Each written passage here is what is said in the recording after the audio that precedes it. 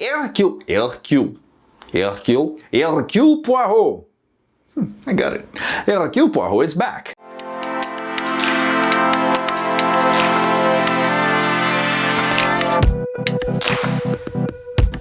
Hi.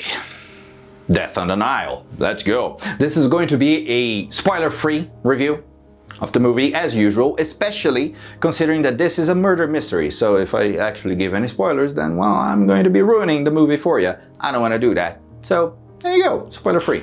Nice. After the events that happened on Murder on the Orient Express, Hercule, Hercule Poirot is back with a new mystery at hand. The world-renowned detective, as well as his prodigious mustache, how does one even keep that mustache? Okay, I digress. Is in Egypt right now due to reasons. He somehow, some way, gets swept up into a luxury cruise with a lot of rich people in it, in which the title event happens, the event takes place, and now it's up to our world-renowned detective and his mustache to get to the bottom of it and unravel this mystery. Okay, look, it's a murder mystery. I'm sorry for the generic synopsis, but it's a murder mystery. I really gotta be careful with what I say, because if I'm not careful with my words, I'm going to ruin the movie for you. This movie is actually an adaptation of a novel, a 1937 novel written by Agatha Christie with the name Death on the Nile. Who would have thought? This is not the first adaptation of the novel onto the big screen. There is another movie that has been made way back then, and there was also one episode of one specific series that honestly, prior to making this video, I had never heard about, called Agatha Christie's Hercule Poirot. I'm getting good at this. And it was one episode in there. So I'm assuming that this is a show, but it's a thing. If you look it up, you'll probably find it. This is the 2022 movie that was directed and starred by Kenneth Branagh.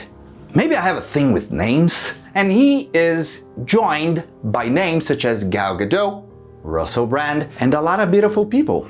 Alright, so I've seen some people talk about the pacing of this movie, and I kind of agree, because the movie starts way, and I do mean way before the main event happens, the title event, the murder. Give or take, half of the movie goes by before the murder even takes place. I've seen a lot of people say that they did not enjoy that, did not like that at all. I kind of did. Because the time that they spent prior to the murder was time well spent. They actually fleshed out a lot of the characters, a lot of the cast, and made it so that no one could be outright dismissed as innocent, because everyone has an agenda, and I like that. Especially in a murder mystery, that kind of thing in which you really want to accuse everybody. Oh, is he the murderer? No, she's the murderer. No, am I the murderer? That's part of the fun. Having every character have an agenda and ulterior motive and being fleshed out for quite a while prior to the murder even happening and taking place in the first place, that's pretty good. That's pretty good if you ask me. This being a murder mystery and all, this is that kind of movie that everything needs to click in a certain way. All the pieces need to be very carefully woven together in the plot in order for everything to make sense. So firstly, everything needs to make sense. You can't really have any glaring plot holes, otherwise the story falls apart. Secondly, things need to be shown to the viewer as the detective discovers things in order to allow people to figure things out as they go. However, at the same time, it also can't be something obvious. Because if it is, then what's the point of having a whodunit kind of movie? But it should also reward the people who are attentive to actually get the answer beforehand. By the time that the grand reveal happens, the attentive people get that moment of, aha, I knew it, I'm a genius. This movie kinda has that, but not all the time, unfortunately. Every so often, not all the time, but every so often, there's this moment in which Detective Hercule Poirot is going to see something that you will not. The camera doesn't show you what is it that the detective saw. Or sometimes the detective is going to have that expression in which he had this aha moment that he linked something together, but you don't really have all the information, all the tools that you would need in order to come to the same conclusion.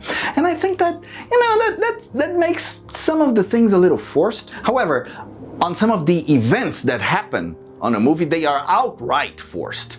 You know, some things that you really need to suspend your disbelief by a lot in order for things to mesh together. I appreciate a lot the fact that every character has an agenda, an ulterior motive. Perhaps not all of them are nefarious, but they still have an agenda, a reason, something that gives a certain je ne sais quoi, something that gives a certain flavor to every character, which is really good. Another thing I really appreciate is the fact that there are quite a few red herrings.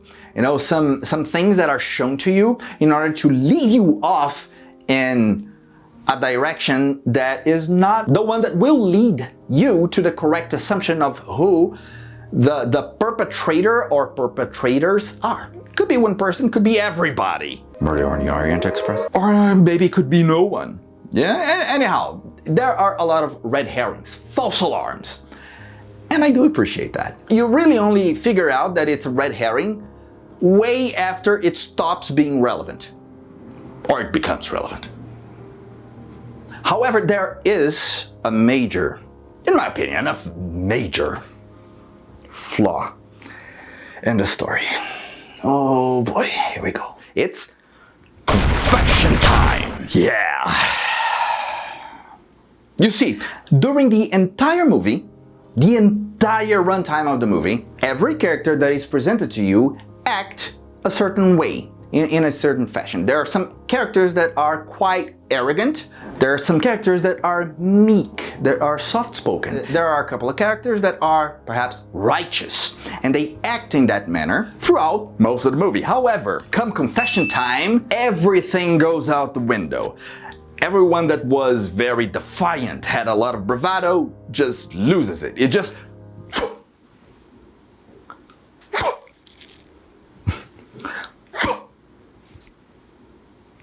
gone. And this annoys me so damn much. You know, and here's the thing. Hercule Poirot has this thing in which he accuses everyone all the time. And sometimes there are some pretty poignant accusations made by Mustache Man. However, they never lose their poise.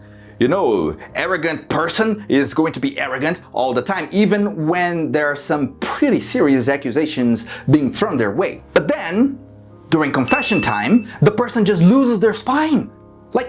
Like that. You know, they're like, oh no, I didn't mean that. It's kind of not like that. It's just, oh my god, I was in the wrong. Just why? I don't mean just the perpetrator or perpetrators. Okay, because like I mentioned before, everybody has an agenda in this movie, which is a good thing. However, if the character being accused during confession time had simply denied and said, you know what, all your deduction there, it's wrong. Hercule Poirot, Mustache Man, would have no way to actually prove his deduction.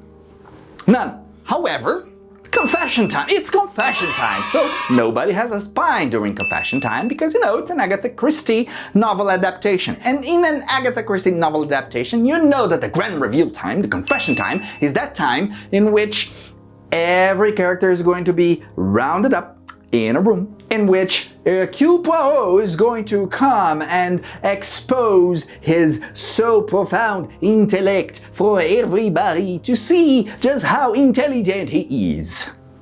Every time. So, yeah, that really... And it's a very sad thing for me to say that this aspect of the climax was disappointing, because on a murder mystery, the climax is kind of the thing you want to watch. That's the point of the movie, man. And it's just...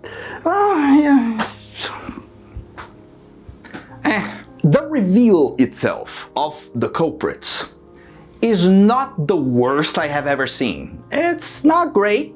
It's not great. But it's not the worst. It was not the worst, but it was underwhelming. Another thing I disliked about the movie is the fact that there is an abandoned or just a loose end in the story, and that is the plot line, the side plot of Hercule Poirot's past. And it's explored very shallowly, you know, it goes up to a point, but it goes no further. And once you start thinking that, you know what, hey, maybe we're going to get a little bit more insight into that, then credit roll. I'm thinking, however, that this is going to be a thing, an overarching plotline that is going to continue on the next Agatha Christie adaptation made by Kenneth Branagh. I hope, I really do. So here we are. Is this a good movie? Not exactly. It's serviceable. It's not bad. It's not the worst. But is it good? No, not really. No. If you're bored on a Sunday afternoon, maybe give it a watch. You might get some hours of entertainment. It's not bad, but you know, there's really no rewatchability. There are a lot of things that are very forced and very contrived. There are a couple of plot holes in the story. It's a very safe movie, so to speak. There's nothing groundbreaking. It's just entertaining, and you know what? It is. It set out to be entertaining. It didn't set out to shake your foundations or make you question your reason for living. No, it set out to be entertaining, and it is. So I'll give it a. It's aight. It's aight. It's okay. It's a. If you're bored on a Sunday afternoon, give it a watch. Here you go. So, thank you for watching this video. If you enjoyed the content and you would like to see more, please give it a thumbs up, subscribe, and hopefully, please leave in the comments down below what movie or piece of entertainment media you would like to see featured on the channel next. If you did not enjoy the content, however, you watched up to this point, thank you very, very much. Please leave in the comments below what I can do better. I really want to make this as good as I can make it, and I am counting on you in order to do that. Hopefully you enjoyed this kind of content. I hope to see you here again next time. Ciao.